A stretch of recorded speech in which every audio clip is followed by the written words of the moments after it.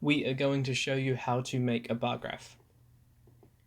To begin, you need to highlight the data that you want in the graph, excluding the titles and any of the totals. Click the Insert tab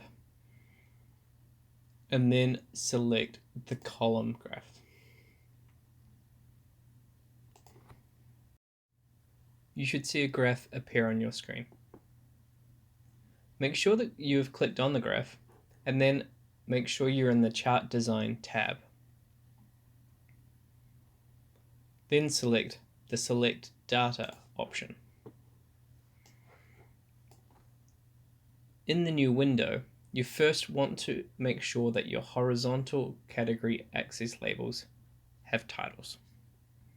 Select the Edit function and then highlight those titles.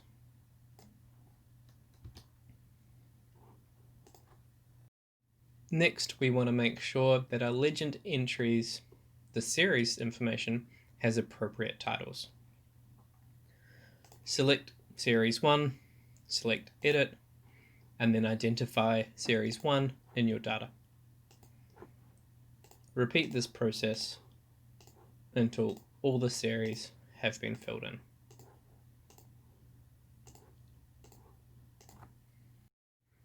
If the data in your graph isn't displaying how you'd like it to, select the Switch Row/Column option. This will swap the data on the x-axis with the data on the y-axis.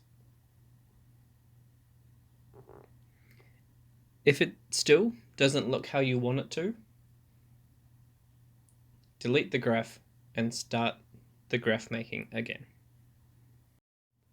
Next, we need to give our graph appropriate titles. To give the chart an appropriate title, select the box saying Chart Title and then type in your new title. Alternatively, if there is no box saying Chart Title, select Add Chart Element, add Chart Title, and then choose Above Chart or Centered Overlay.